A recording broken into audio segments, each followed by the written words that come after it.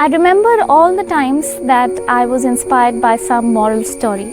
One in particular that I remember is that of how Gandhiji was reluctant to copy even though his teacher asked him to copy, and he was extremely honest. And since then it was like, no matter what, you have to be honest. That was what I carried. And I don't know about all of you, but I think that is how we think of values and virtues.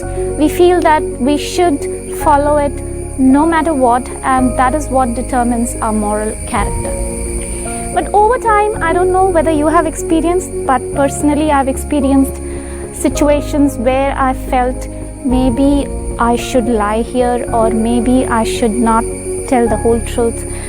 But sometimes the weight of the books, the weight of what you've read, the weight of the instructions that are there on you are so heavy that you're not able to escape it. Your conscience is not able to escape the weight of books. It's not able to escape the weight of what others tell you.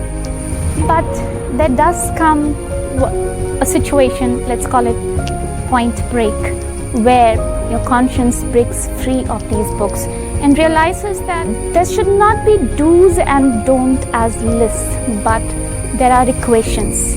A plus B is equal to E. Is the end result good? Is the short-term end result good? Is the long-term end result good?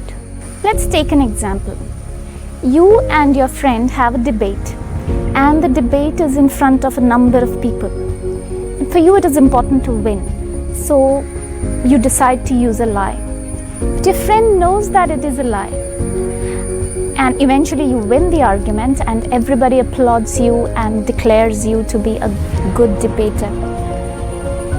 What is the benefit that comes out of it? Let's use some mathematics.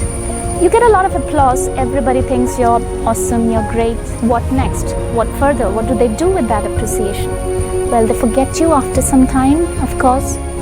But what about your friend? What happens there? Your friend knows that you used to lie and you did not value your friendship. Or for you, winning was the only important thing. Your friendship was not important. So your friend somehow makes a judgment about you there and maybe decides that it's not worth being a friend. It doesn't fit into his or her idea of friendship. So what happens there? What is the equation there? You lose a friend, maybe. You lose somebody who could have been there every day in your life, who could have been there helping you, guiding you, who could have been there in your difficulties. You lose such a person. So what is the eventual equation? Do you win or do you lose?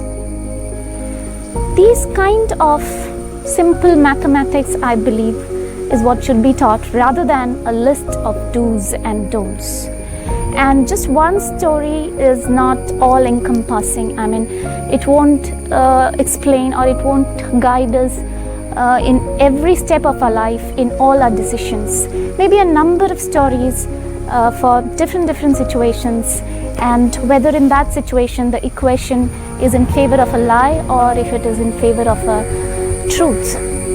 That kind of cost-benefit analysis is, that kind of mathematics is what I believe students and children should be taught from their childhood, rather than just merely a list of do's and don'ts. Now, after the lesson comes the exercise.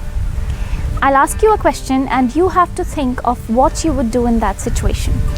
You're a person who has never lied. You're in a scenic spot, you parked your car and you're leaning against your car and watching the scene, taking in the beauty of the scene. And suddenly a boy comes, a little child comes running. He has a loaf of bread in his hand. He hides behind your car, but you have seen him hiding behind your car. And there's a man running and he looks very hefty and dangerous and angry. And he comes and asks you, have you seen a boy with a loaf of bread in his hand? What would you do in that situation? What would your answer be? Would you tell the truth or would you lie?